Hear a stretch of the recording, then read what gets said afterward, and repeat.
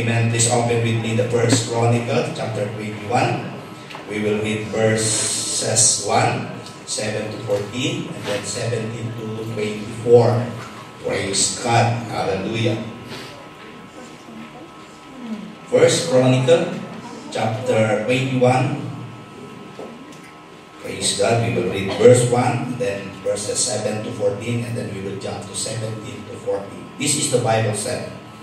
And Satan stood up against Israel and provoked David to number Israel. 7. And God was displeased with his thing, therefore he smote Israel.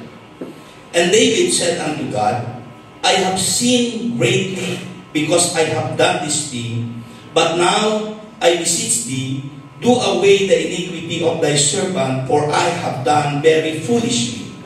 And the Lord spake unto God, this is God the seer. Amen. David seer, saying, Go and tell David, saying, Thus saith the Lord, I offer thee 3 things, choose thee one of them, that I may do it unto thee.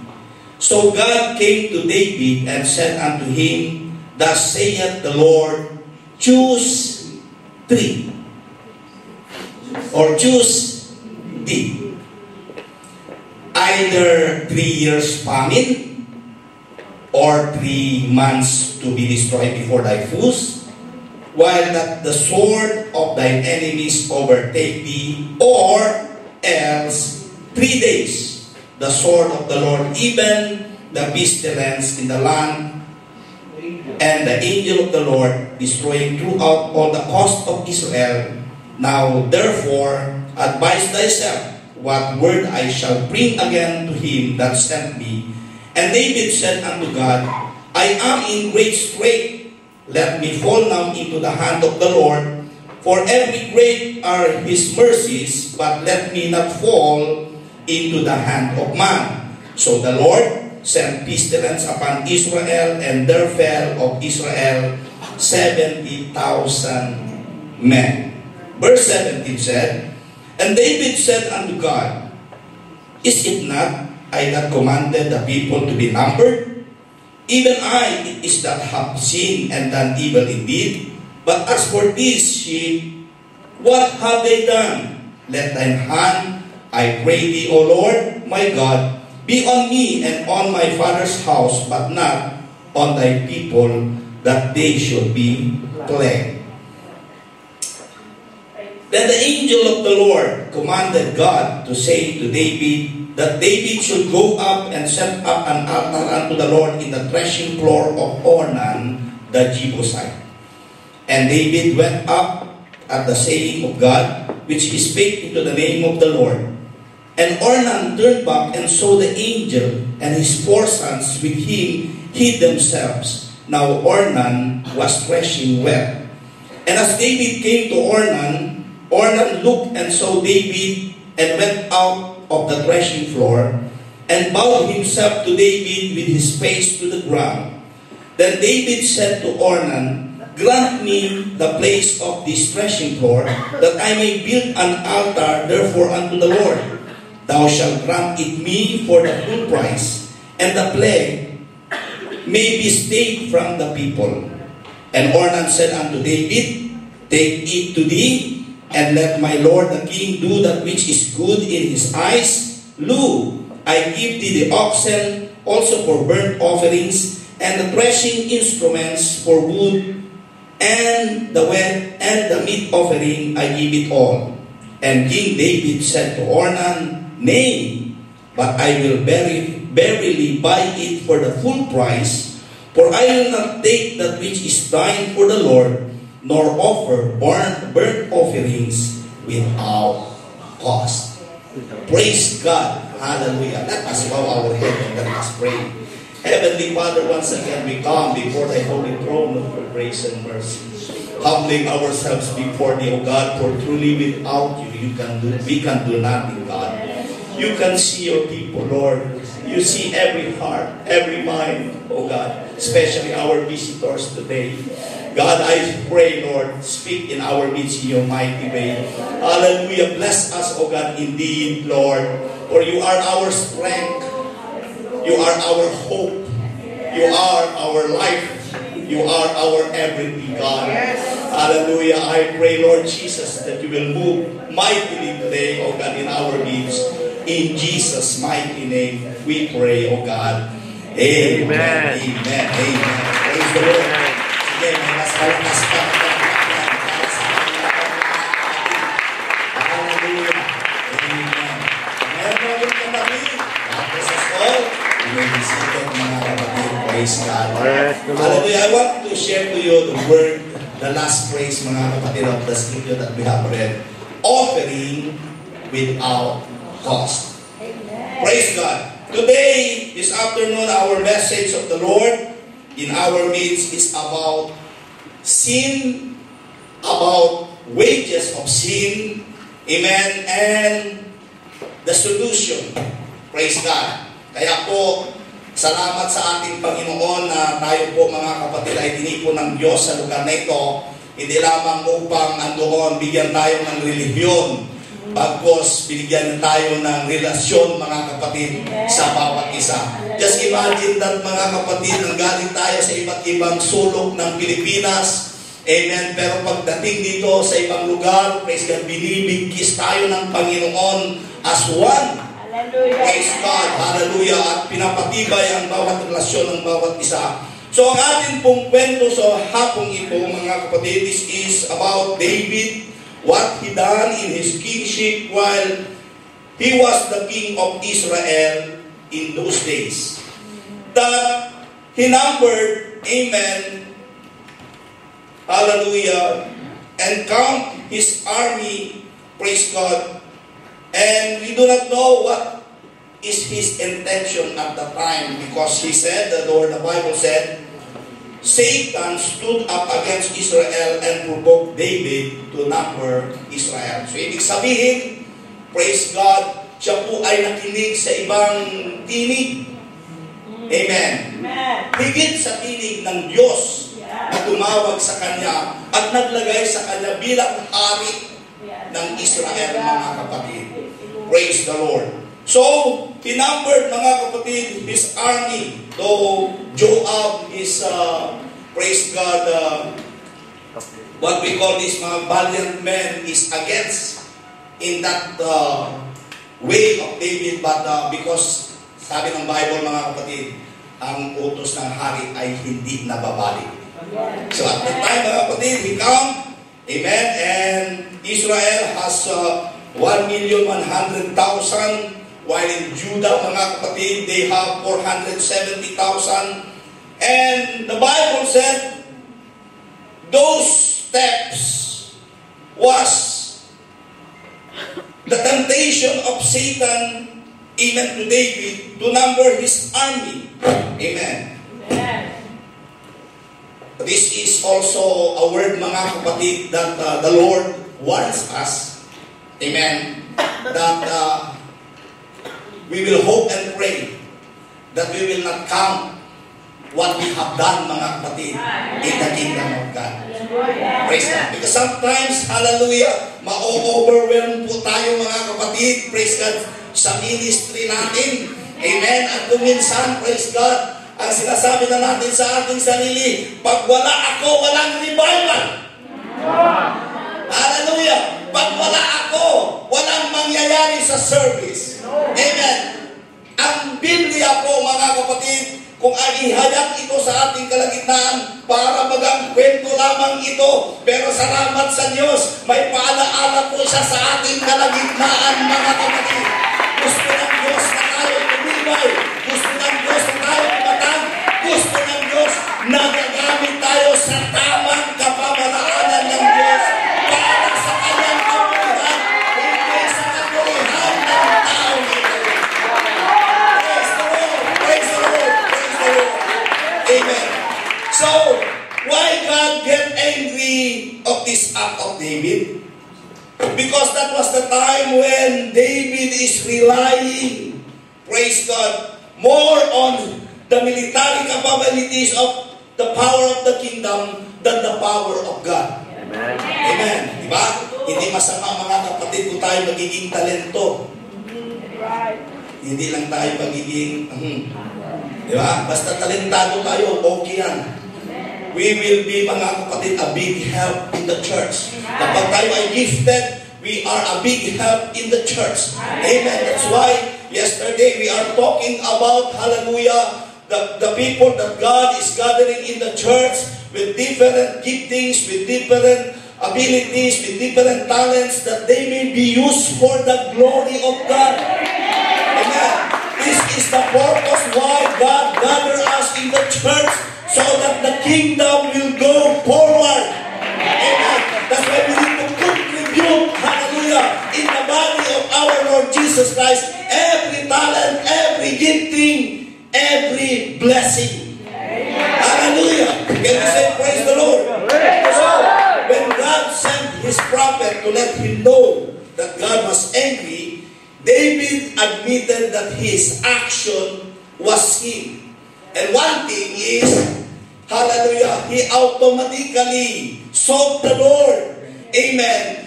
Because he knows, mga kapatid, that his step, hallelujah, is a sin in the sight of God. He asked forgiveness. Amen. But the Bible always says there is always a consequences. Amen. That's why Apostle Paul, hallelujah, said in Romans chapter 6 verse 23, hallelujah, that there is wages of sin.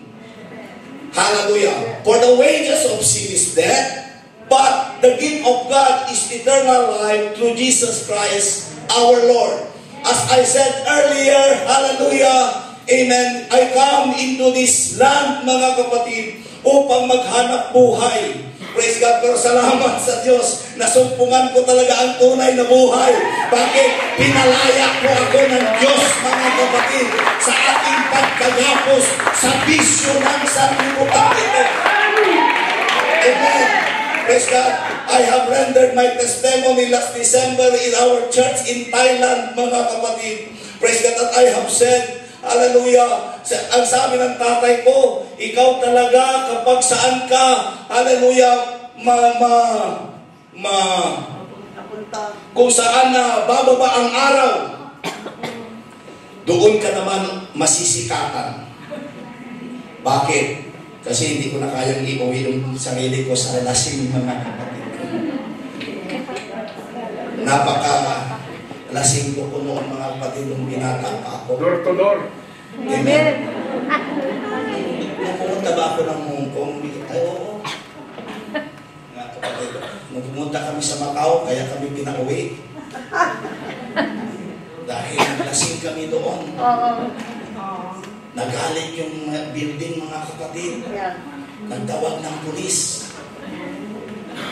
Kaya nag-exit kami dito sa Hong Kong. Pagbalik namin doon sa Macau, ban na ang mga Pilipino. Kami ang nagsira ng pangalan ng Pilipino doon sa Macau. Pero salamat sa Diyos. The God that we are serving is a God of miracle. Yes. The impossible things to men are possible to God. Hallelujah. Praise God. Yes, mga kapatid. Tingnan ninyo, si David, praise God, hallelujah, he need to choose 3 things because, hallelujah, he need to pay the wages of sin. Amen. Hallelujah. The 3 judgment is 3 years of famine. 3 taon na ikaw ay gugutumin. 3 buwan na siya po ay sisirain ng kanyang kaaway. O 3 araw ng pestilence o salo. Kung kayo papiliin, saan kayo? Ang bilis ng sagot, wala. Pwede mo na, kapatid eh. Sabi ng Bible, for the wages of sin is death. O diba? Kamatayan dapat tayo. Ang atin pong kabayaran ng ating kasalanan. Pero salamat sa kaloob ng Diyos. Ang akala natin noon, mga kapatid, sa simbahan na pinupuntahan natin, kapag linagay natin dito si Jesus, kapag linagay natin dito si Jesus, Kapag linagay natin dito si Jesus, kapag linagay natin si Jesus, mga kapatid, doon sa sulok ng ating bahay, ligtas na tayo. Pero punong-puno pa rin tayo, mga kapatid, praise God, ng mga paniniwala na kung saan talaga pinupulot natin sa mga turo ng tao. Kaya hallelujah, lumipas na ang ilang mga taon, wala pa rin asenso ang buhay natin, wala pa rin kaayusan ang buhay natin, hindi pa rin natin nasumpungan kung bakit tayo ay naging. Eh, sa totoo lang nga, hindi tayo tao noon eh. O kasi di ba nung nag-aaral tayo, ano sabi ng teacher natin? We are the highest form of. Kaya kapag minura tayo ng ating mga magulang, ganun na lang. O, di ba? Kailan ka naging tao? Nung ikaw ay nanumbalik, mga kapatid, sa plano at kalooban ng Diyos sa buhay mo. Ngayon lang natin nakita, ngayon lang natin naramdaman na pinapahalagahan pa na tayo ng Diyos, mga kapatid, at nagkaroon tayo ng rights bilang tao sa mundo. Amen. Kaya wag ninyong maliitin, mga kapatid, praise God, ang inyong trabaho. Basahin ninyo ang Biblia. Amen. Kung kayo ay gumagawa ayon sa inyong puso at pinagkaloob ng Diyos, mga kapatid, hindi baga pagpapalain din naman tayo ng Diyos sa anumang kapamaraanan na atin pong ginagawa, mga kapatid. Hallelujah! Kaya si David, mga kapatid, praise God, napakatalino po ni David. Amen. At hallelujah, we know that he is a God, he is a man after God's own heart. That's why, what did he said, mga kapatid, sa verse 13 na atin pong nabasa? And David said unto God, I am in great strait. Let me fall now into the hand of the Lord, for very great are his mercies. But let me not fall into the hand of man. Alam ni David, mga kapatid, bagamat yung 3 araw na yon ng salot na kanyang pinili, hallelujah, ay andoon maghahari pa rin ang habag ng Diyos sa kanyang buhay. Kaya pinili niya, mga kapatid, kesa siya ay mahuhulog sa kamay ng tao. O diba, para tayo ngayon pinapipili din ng Panginoon. Anong gusto mo, kapatid, kaibigan? Hallelujah. Ang desisyon ng tao ang matutugon sa buhay mo, o ang desisyon ng Diyos, o ang plano ng Diyos ang mabibigyan tugon sa buhay. Hallelujah! It is the great mercies of God why we are here enjoying, hallelujah, in worshiping and praising God, because God set us free, mga kapatid, when, hallelujah, He paid the price of our sin in the cross of Calvary. Praise the Lord, praise the Lord, praise the Lord. So the Lord sent pestilence upon Israel in that first day, and the Bible said 70,000 men died. Just imagine that, mga kapatid, first day pala. Oh yes. Hallelujah. What is the lesson here, mga kapatid? Is never try to provoke the Lord. Huwag po natin ngayong naangkin na natin, nakamta na natin ang habag ng Diyos, na huwag natin galitin ang Diyos ulit, mga kapatid, sa ating pong paglilingkod, sa ating pong buhay. Hallelujah. Dahil, mga kapatid, kung minsan, hallelujah, nakikinig pa rin tayo sa ibang boses. Kaya nga sabi ng Panginoon, mga kapatid, I will give you pastor according to your heart, or according to his heart? According to his heart. Diba? Bakit? Hallelujah. Dami naming pastor dito, mga kapatid, pero hindi kami pwede mag-pastor dito lahat sa inyo. May pastor talagang dinalaga ang Diyos sa inyo. Hallelujah. Dahil kung kami ay magpalit ni Pastor Nino at ni Pastor Librado, ay, sa tingin ko, hindi talaga epektibo dito. Ewan ko lang sila kung magiging epektibo din sila doon sa Ilocosur, mga kapatid. Diba? Pero ang Diyos alam niya. Kayo din naman, pag uwi ninyo sa Pilipinas, Amen. Kung hindi pa kayo, praise God, kung wala pa kayong pastor sa Pilipinas, pwede kayo doon sa amin. Pero hindi, mga kapatid. Sa lahat ng inyong lugar, may mga pastor doon. Pero habang nandito kayo sa New Life, mga kapatid, hallelujah, katulad ko, magpahubog din kayo. Amen. Praise God. Magpasubject kayo, mga kapatid, sa leadership, sa pastoring, na itinalaga ng Diyos sa buhay ninyo dito. Dahil pag-uwi ninyo sa Pilipinas, naniniwala po ako, may gagawin din ang Diyos sa buhay ninyo at sa pamilya ninyo, mga kapatid. Praise God. Masaya na ako, mga kapatid, dahil hallelujah, may mga sumusunod pa na naproproduce na magiging pastor ang iglesia nito. Why? Because, mga kapatid, we, hallelujah, praise God, always follow the will of God in our life. Amen. Praise God. Tunay na buhay ang ating natatanggap dito, mga kapatid. Praise God. Kaya ang sabi dito, hallelujah, never to rely in our own strength, never to rely on our own knowledge, never to rely in our own understanding of what this life is. Dahil nakakala natin, kaya na natin patakbuhin yung buhay natin, di ba? Sabi ko nga, madali lang mag-asawa, pero yung magpalaki ng pamilya, magpalaki ng mga bata, ang responsibilidad, hindi ganun, mga kapatid. Hallelujah, praise God. Kaya, ano, mga kapatid, ang atin pong gagawin? Every Christian, hallelujah, praise God, must have, amen, a strong, praise God, decision, amen, in their lives to think wisely, because there are trials, there are tests, there are challenges of life that comes. Yes, amen.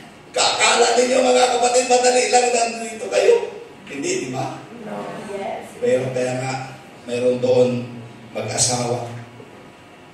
Sabi niya, Pastor, mag-a-abroad po ako. Ay, ganun ba? Kaya mo bang iwanan yung mga anak mo? Kaya, Pastor. Kaya mo bang iwanan yung asawa mo? Kaya, Pastor. Naku, sabi ko, mag-isip-isip ka, sister.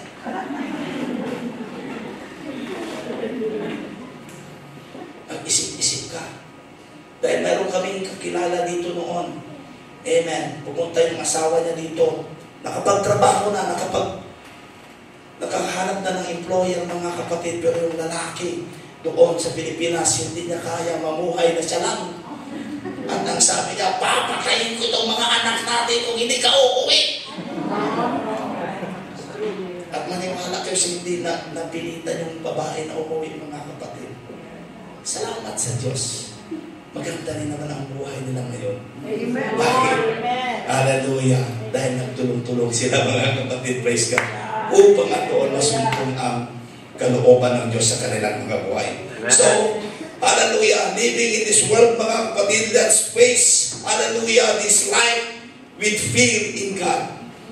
Hallelujah, we will always trust, mga kapatid, praise God, amen, the grace and mercy of God in our lives. For without this grace and mercy of God in our lives, we will be nothing. Yes. Amen. Ang sabi, mga kapatid, sa Mark chapter 8, aanhin natin, maangkin natin ang lahat ng kayamanan sa mundong ito. Kung mawawala naman ang ating kaluluwa, ano ang pwede natin ipagpalit sa ating kaluluwa? Amen. Kaya sabi ko, nung ako po, mga kapatid, ay katulad din ninyo na nakaupo, hindi ko maiintindihan, mga kapatid, praise God, kung ano ang nangyayari. Hallelujah. Ito yung sinasabi kong simbahan na sabi ko, kailanman hindi na ako babalik, mga kapatid. Pero hallelujah, dahil sa habag at awak ng Diyos, amen, inayos ng Diyos ang buhay ko, kapatid at kaibigan. At ako'y isang buhay na patotoo kung gaano ka makapangyarihan ang Ebanghelyo ng ating pong Panginoon. Hallelujah. Dito po tayo, praise God, bibigyan ng tunay na buhay ng ating Panginoon. And I know, praise God, na ang ang iba sa inyo dito na i-experiensyahan na ninyo ang tunay na kapangyarihan ng Diyos sa buhay mo. That's why, mga kapatid, praise God, after these things that happened to Israel, hallelujah, David said, when he saw the angel of the Lord with the sword in his hand stretched out over Israel, ang sabi, mga kapatid, David and the elders of Israel worship God. David said, be on me and my father's house, but not to the people. Tingnan ninyo, mga kapatid, actually hindi people yung ginamit ni David dito. Not to the sheep. Amen. Diba? Praise God. Hallelujah. Akala ko, mga kapatid, ang pagiging pastor ay madali lang. Sumuot ka ng barong. Tumayo ka sa pulpito. Ngaral. Suot ka ng kurbata. Kanong slim. Subukan ko rin yan, pastor, yung suot mo. Nasubukan ko rin ang suot yan sa Pilipinas. Kasi AMD conference ako, naging speaker ako doon, mga kapatid, sa Abatan, Bugyas. Doon sa lugar ni Pastor Tony Mamulang. Doon sa Vegetable Bowl of the Philippines. Dahil napakalamig, mga kapatid. Sinubukan ko rin na nag-coat and tie. Pero laking gulat ko, nung ibinigay na ni Pastor Tony sa akin ang microphone, sabi niya, bakit mo sinuot yung panghukay namin ng sa'yo? Bakit mo sinuot yung panghukay namin ng patatas dito?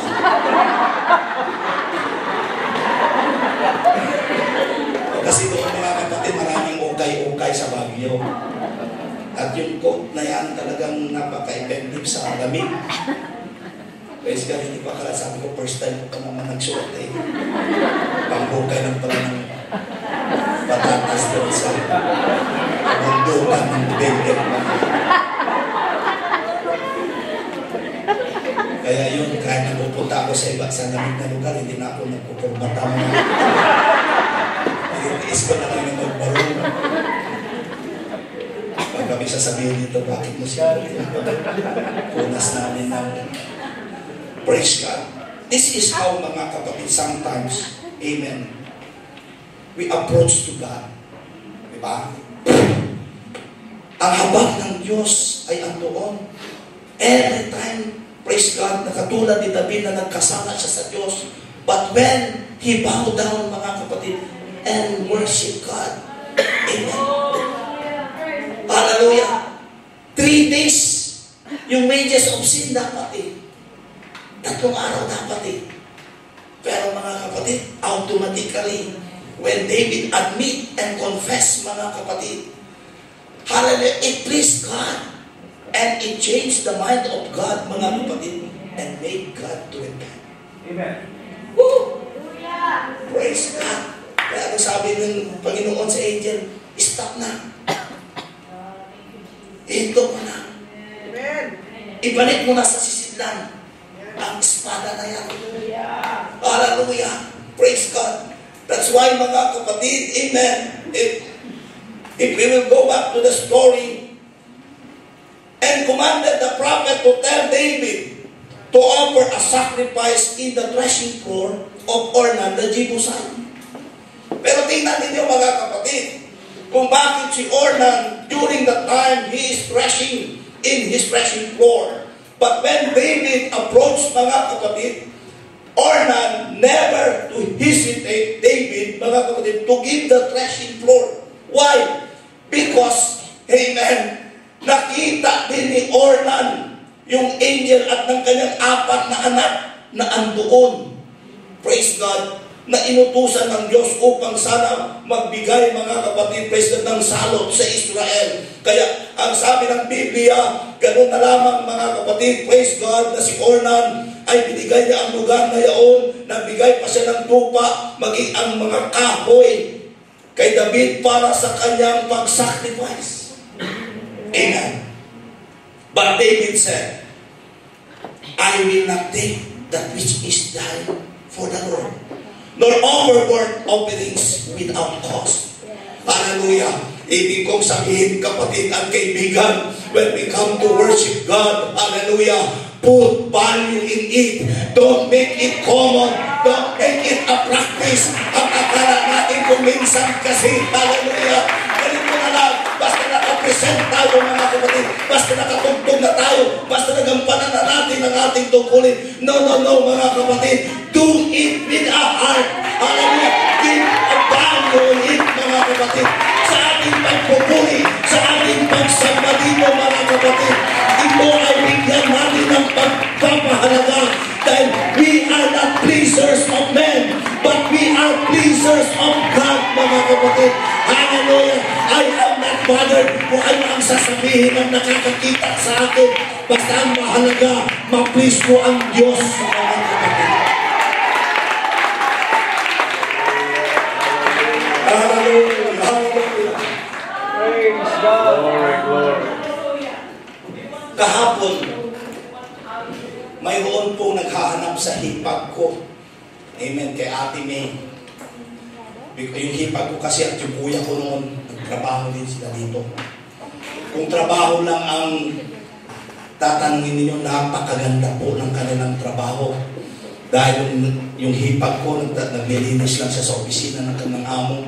Yung kuya ko, naging bodegero lang siya doon sa mga parkingan ng mga truck, mga kapatid.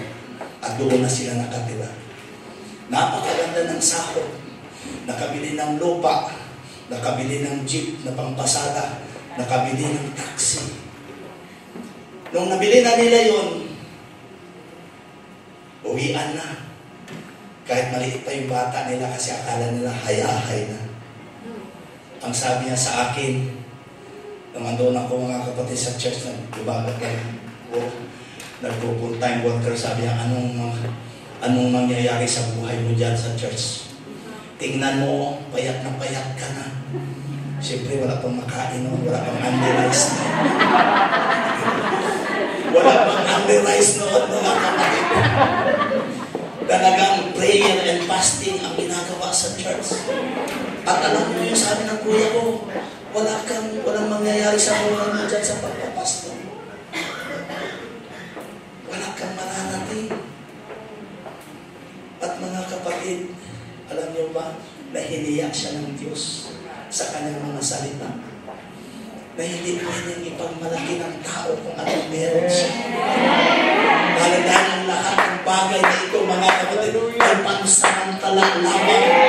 Ang mga material, ang mga pinansyal, pansamantala lamang, mga kapatid. Kaya, hallelujah, si David, praise God, mayroon po siyang magandang hangarin. Kung kapangyarihan na ang pinag-uusapan, mayroon siyang kapangyarihan na agawin kay Ornan, mga kapatid, ang threshing floor. At doon, dahil nagpakita na nga ang anghel kay Ornan. Amen. Hindi na siya ng dalawang isipan. Kahit takot siya sa hari, ibibigay niya, mga kapatid, ang kanyang threshing floor. Ibibigay niya ang kanyang mga karnero. Ibibigay niya pati kahoy para makapag-alay, mga kapatid. Praise God. Hallelujah sa Panginoon. Hallelujah si Hari David. But what the word of David said, mga kapatid, praise God, hallelujah. When we talk about worship, hallelujah, we will offer, mga kapatid, praise God, hallelujah, amen, an offering that is most valuable to us. We need to give it to God, mga kapatid.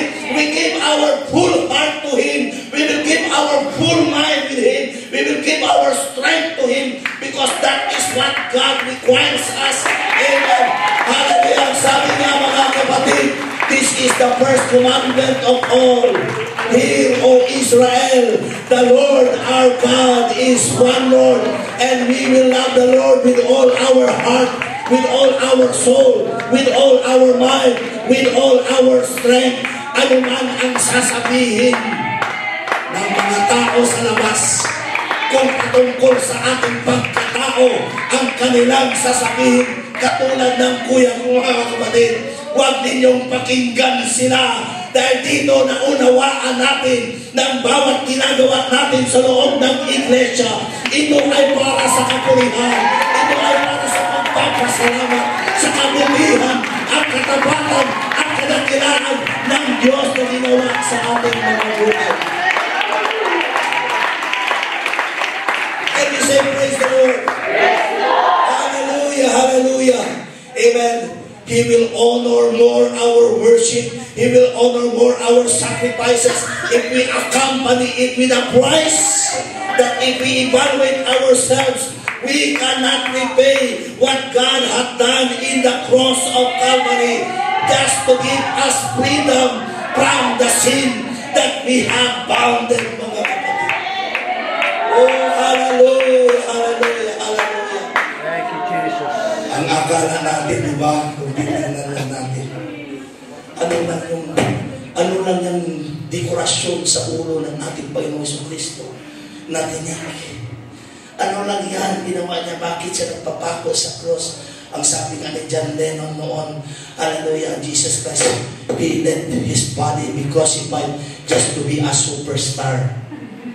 Kaya ginawa niya ng awit, di ba? Jesus Christ, superstar.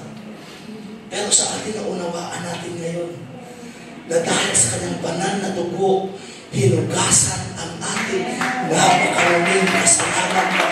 Amen. Hallelujah. Babalik-balik tayo doon sa kahon noon, mga kapatid, praise God, para mag-confess ng ating mga kasalanan. Pero nung natin na-notice, the more na sasabihin mong kasalanan mo, the more na Our Father at Hail Mary at Glory to God. Naging wise ka rin na, di ba? Nung bandang huli, kunti na lang yung sinabi mong kasalanan mo para hindi ka natatagal doon sa kaluluhod. Kaya ang problema lang, nakikita niya tayo o siya, hindi natin nakikita. O, di ba? Naging biktima rin ba kayo? Yes! Naging biktima din ako doon. Dahil ang nanay ko, mga kapatid, apostolada. Taong simbahan yung nanay ko. Kaya ang high school ako, nagka-girlfriend ako ng Baptist, galit na galit siya, mga kapatid. Yan, akala niya, kung saan-saan ka ng simbahan, pumupunta sa akin. Pero sabi ko, thank you for your prayers. Dahil alam ko siya ang nanalangin nung ginawa na siya ng Panginoon para kami ay makasumpo sa katotohanan. Is it not what the Bible said? It is not, hindi tayo ang mga buhay ang nananalangin sa ating mga mahal sa buhay ng patay. Ang mga mahal natin na buhat na mga patay, sila po yung nananalangin para tayong mga buhay ay hindi makapunta sa mga lugar na kung saan hindi tayo designated. Dahil sila na ang nakakita doon. Tayo hindi natin nakikita. O, nasubukan nyo ba nagbayad sa simbahan para ipag-pray yung mga mahal sa buhay? O, dahil mahal ko yung nanay ko. Sabi ng tatay ko, sige, pag-pray mo, pag-pray mo, sabihin mo sa simbahan. Sige pa naman kami, nagbayad kami mga kapatid. Hintay kami na tatawagin yung Rosita Prado. Wala naman. Rosita, may binanggit. Pero sa simenteryo, napakaraming Rosita. O, diba? Tingnan ninyo nung binuhay ng Panginoon, binuhay ni Jesus Christ si Lazarus. Naniniwala ba kayo na isa lang ang Lazarus sa simenteryo? Dahil sa Biblia, may binanggit dito na ibang Lazarus, di ba? Pero nung buhay, sa pagkabuhay muli, mga kapatid, nung sinabi ni Jesus Christ, Lazarus, come forth. Ilang Lazarus ang nagising? Ha? Isa lang, di ba? Oh. Kaya mga kapatid, mag-isip-isip na kayo. Siguraduhin ninyo ang inyong pangalan ay nakasulat sa libro ng buhay. Ang apelyido ninyo, mga kapatid, ay ma-apelyido ninyo ang Ama natin na sa langit. Dahil ang sabi ng Biblia, there is only one Father which is in heaven. I am baptized, mga kapatid, in our faith before. Praise God. Ang pagkabautismo sa akin, ay sabi nila, kasi katulad ng bata kanina, wala na siya alam, di ba? Mabuti na lang yung prayer, mga kapatid ng pastor. Noon, ingatan mo ang batang ito sa kasamaan ng mundo ito. Pwede sa atin noon. Pero nung nagninong na kayo at nagninang sa simbahan, di ba? Ano yung bautismo na sinasabi natin sa bata? Sa pangalan ng Ama, sa pangalan ng Anak, sa pangalan ng Espiritu Santo. Ako, pastor ako, pero hindi yun ang pangalan ko. Di ba? Tatay din ako. Hindi yun ang pangalan ko. Ang pangalan ko ay Norberto Prado. Pero nung nabaptize na ako in Jesus' name, naging Norbert Prado. Jesus Christ. O kasi sabi mga kapatid, all things become new.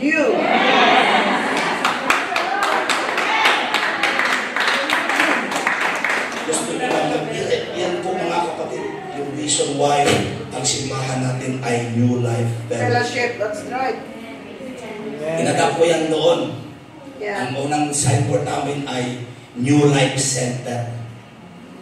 Ang akala mga kapatid ng mga tricycle driver, bagsakan ng mga tao na yun.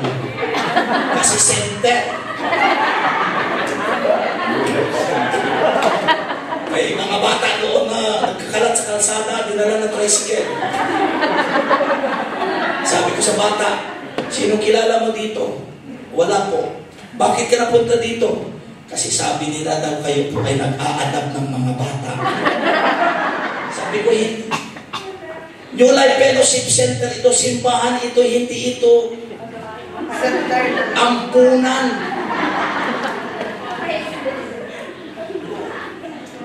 Pero ganun pa man, wala tayong choice. Diba? Dahil tayo po ay makakawang-gawa. Amen. Tumutulong tayo mga kapatid, praise God, sa mga kawalan. Kaya po mga kapatid, praise God, mabuti na lang nagpakita ang anghel sa ating mga pastor. Diba? Kasi kung hindi nagpakita ang anghel sa mga pastor natin, hindi tayo tatanggapin dito. Kaibig kayo. Hindi, pastor, napilit lang ako. Actually, ayaw ko, pero yung kaibigan ko kasi tinutulak ako. Ganun din ako. Tinulak nila ako mula dyan sa likod hanggang dito. Then ayaw kong pumunta dito sa ramdan. Ako lang yung lalaki noong araw na yun. Hallelujah! Pero ganun pala ang kapangyarihan ng Diyos. Kung siya ay may plano, kung siya ay may tawag sa atin, at nakikita niya, hindi ito ang nakikita niya, hindi ito ang nakikita niya, ang nakikita niya ay ang ating puso mga kapatid. Hallelujah! Praise God! Nagpapasalamat ako sa Diyos na isa pala ako doon sa kanyang binayaran sa krus ng Kalbaryo. Isa pala ako doon mga kapatid na kanyang hinugasan ng kanyang banal na dugo. Hallelujah! Hindi lamang ako. Hallelujah! Tayong lahat naging recipient tayo ng grace and mercy ng ating Panginoon. Kaya hindi man nila maunawaan ng mundong ito the way na tayo nagpupurit at nagsasamba dito. But hallelujah! May halaga ang binayad ng Diyos sa atin dahil ibinigay ng kanyang buhay. Kaya ganun din, bigyan natin ng halaga ang ating panambahan sa Diyos. Hallelujah! Worship God not without a cost but with a cost. Pero na lang sabi ni David, hindi ako mag-aalay ng mga burnt offering na walang halaga. Kinakailangan bayaran mga kapatid. Bakit? Binayaran po tayo ng ating Panginoon Jesucristo sa krus ng Kalbaryo.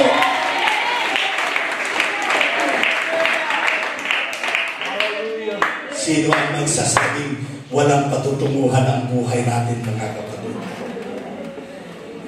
Kaya sabi ko sa mga tatay sa church, ngayon pa lang magsuot na kayo ng barong. Huwag ninyong hintayin na saan na kayo susuot ng barong na may biak na sa likod.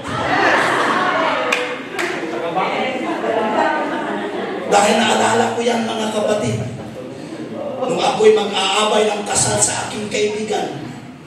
Amen. Napakakati. Praise God. Ang damit na ito na isusuot mga kapatid nung hindi pa tayo mananampalataya. Pero ngayon, hindi baga na binihisan tayo ng Diyos.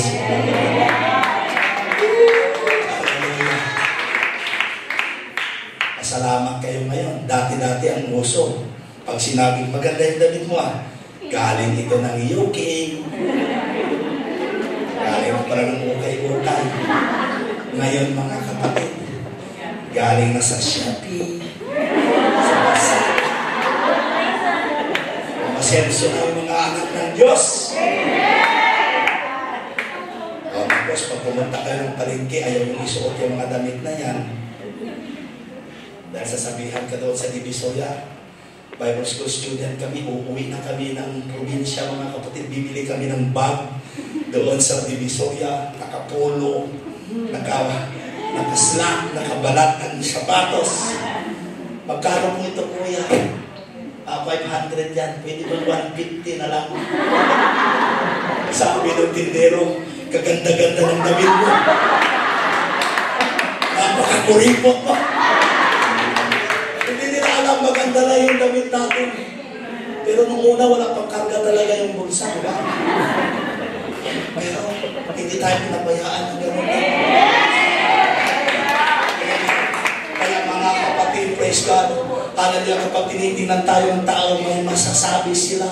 Bakit? Dahil sabi na, ibang klase ang mga tao ito. Hindi lamang sa damit natin, mga kapatid, but because of the Holy Spirit of God that is working in us, mga kapatid, hallelujah. Oh, amen. Praise God, kaya ganoon na lamang, hindi natin kayang bayaran, mga kapatid, kahit itong ating buhay, kulang pang ibayad sa ginawa ng Diyos sa ating mga buhay. Kaya doon na lamang ang ating pong pagsusumikap na ating pong malugod ang Diyos sa ating pong panambahan. And we do our very best. We bring our best sacrifice. We bring ourselves, mga kapatid, a best offering to God. Because God give us freedom. We are now enjoying. We are now possessing the salvation. We are enjoying the blessing. Hallelujah, when we are in this earth. It is Jesus Christ who paid the cost of our redemption. Kaya sabi na ating Solomon, buy the truth and sell it. Amen. Amen. Hallelujah. Napakahirap kaya mga kapatid maghanap ng katotohanan. Hindi natin pwede mga kapatid present kung saan ang pupulutin ang katotohanan. Nandito ang katotohanan. Nandito ang buhay ng Diyos. Nararamdaman natin ang pagkilos ng buhay ng Diyos. Romans chapter 12, mga kapatid, praise God. Hallelujah. I beseech you therefore, brethren, by the mercies of God, that you present your bodies as a living sacrifice, holy, acceptable unto God, which is your reasonable service. Pag sinabing present, mga kapatid, o present, this comes from the Greek word parestime. Amen. That means to bring near, to appear. Amen. To stand ready. Sa pagtunog ng trompeta. Amen. Kinakailangan ready tayo. Amen. Diba? We need to present our bodies. Amen. As a living. That comes from the Greek word zao, which means to enjoy a real life. Are you enjoying a real life? To have true life and worthy of that name. Yan po ang ibig sabihin ng sinabi ni Apostle Paul. Present your bodies as a living. You are enjoying a real life, a true life. We are worthy of the name of Jesus Christ. Amen. That's why we cry, Abba, Father. Amen. Dahil sabi nga doon, di ba sa Matthew chapter 7, not all that call me, Lord, Lord, shall enter into the kingdom of God. Amen. Dahil ang iba mga kapatid, hindi pa sila nabautismuhan sa tubig sa pangalan ng ating Panginoon Jesucristo. Paano nila i-claim na sila ay anak, mga kapatid, as what we have experienced? Kaya sabi ng Panginoon, we must be worthy of that name. Active. Hindi moody pag mag-church. Kung feel. Kung hindi. Kinakailangan active. Blessed. Walang question dyan. We are blessed. Hallelujah. Endless in the kingdom of God. Kinakailangan andoon hanggang sa pagbabalik ng Panginoon. Masumpungan tayo ng Diyos na naglilingkod at nagsasamba sa Kanya. And the word reasonable comes from the Greek word logikos, means pertaining to the reason of our spiritual and our soul. Ito mga kapatid, hanggang lupa lang ito. Pero itong nakakaramdam ng sakit. Nakasubok na ba kayo ng kumurot ng tatay? Kaya nilagay mo pa sa mukha niya yung 100 na Hong Kong dollar. Hindi niya na ma-identify, di ba? Kasi patay na siya. Saan na yung diwa niya? Saan na pumunta? Sabi ng lola mo, Sa purgatorio. lumilipad-lipad, walang direksyon. Kaya sa ikatatlong araw nung namatay siya, mga kapatid, bumalik siya. Parang isang butterfly. Nagtatakbo ka na. Andiyan na si Lola. Hindi po ganun. It is appointed unto man once to die, and after this is judgment. Paghuhukom ka agad. Pag nawala na ang buhay natin sa mundo ito. Kaya either you are free to choose. Amen. Kung saan mo gusto. Kaya ito po yung sinasabi ng ating Panginoon. The word service is come from the Greek word latria. The service and worship of God according to the requirements of the Levitical law, or to perform a sacred service. Noon, naalala ninyo, nung tayo ay nagsisimba, hindi tayo makalapit-lapit sa altar. Yes, binibigyan na tayo ng tinapay. Nabubulunan ka na nga kasi wala namang pangtulak. Pero dito natin naunawaan. Diba? Praise God. It is not enough that we will be partakers of the body. But the most important is the blood. Pero bakit kung sa simbahan mga kapatid, ipinagkakain nila ang dugo? Dahil siguro aram nila na dahil sa dugo ng ating Panginoon Kristo, mabibigyan tayo ng kaligtasan. At nagsisimba ang napakaraming mahal natin sa buhay na hindi nila naunawaan.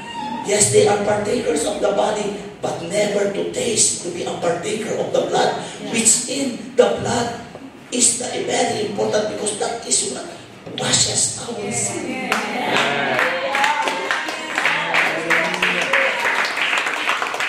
Itong ginagawa natin mga kapatid, praise God, hallelujah, kaya tayo kinukutya ng mundo dahil ginagamit sila ng kaaway upang ilayo tayo sa presensya ng ating Panginoon.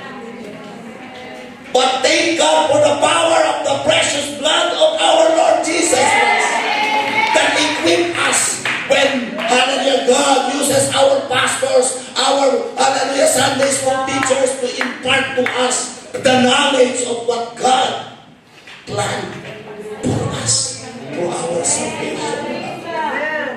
Kaya ganun na lamang, praise God, ang atin pong pagsusumikap lagi na takbuhan natin ang church ngayon. Bakit? Doon tayo nakakahugot ng kalakasan. Doon tayo nakakahugot ng pag-asa. Doon tayo nakakahugot, mga kapatid. Hallelujah, ng mga pangako ng Diyos na siyang nagbibigay sa atin ng kalakasan, kapatid at kapatid. Habang tayo po ay tumatayo, hallelujah, sa kapong ito. Oh, napakalaking pribilehiyo na ibinigay ng Diyos sa buhay natin, kapatid at kaibigan. Kung tayo lamang ang magplaplano para sa ating buhay, ang plano natin hanggang sanlibutan ng mundo. Pero nung tayo po ay nandoon, tinawag ng Diyos. sa pagkakataon na kanyang binigay sa atin. Hallelujah. Hallelujah. Naunawaan natin mga kapatid na hindi lamang hanggang lupa ang plano ng Diyos sa buhay natin. Oh, thank you, Hallelujah. Lord. Hanggang langit mga kapatid. Because the Bible says so. When the Bible said in in John chapter 14, amen, said, let not your heart be troubled. If you believe in God, Jesus said, believe also in me. In my Father's house are many mansions. And if it were not so, I will go there to prepare a place for you. Kaya pala mga kapatid, after 3 days nung nakapako na sa krus ang ating Panginoon, siya na po mga kapatid ay bumalik sa langit. And verse 3 said, hallelujah, praise God, and if I prepare a place for you, I will come again and receive you unto myself, that where I am, there He may be also. Oh, what a promise of God. Hallelujah. Salamat, Panginoon. Kaya masasabi natin mga kapatid na mayroong langit. Dahil ang Diyos na nandoon sa langit ay andoon nandito sa ating kalagitnaan upang bigyan tayo mga kapatid ng pag-asa, upang bigyan tayo mga kapatid ng buhay na pangako na kung panghahawakan natin ito. Hallelujah. Oh God, Jesus.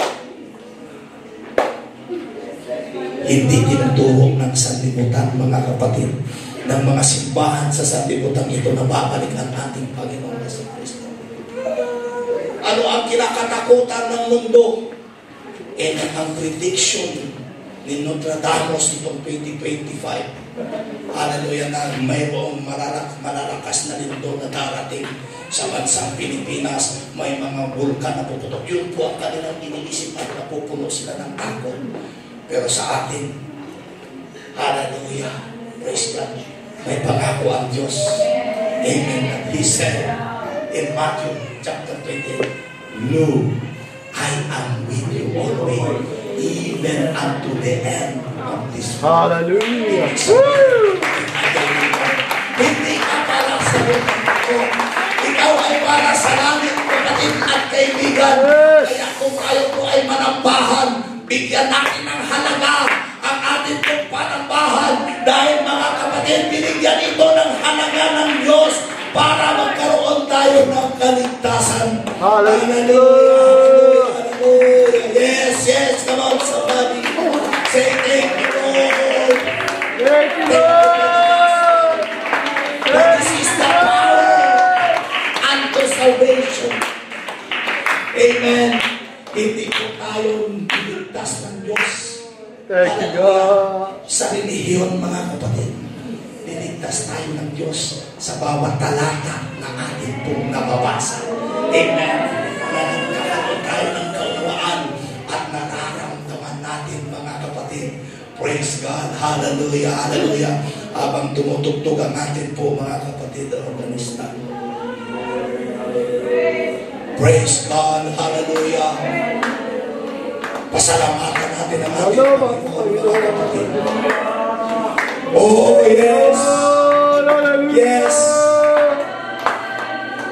Like David, Jesus Christ, offer, mga kapatid, without a cost sa ating mga buhay. But He offered His very life. He shed His blood. We are destined to destruction. For the wages of sin is death. Kamatayan lang, tanging kamatayan lang ang ating dapat, mga kapatid, tatanggapin.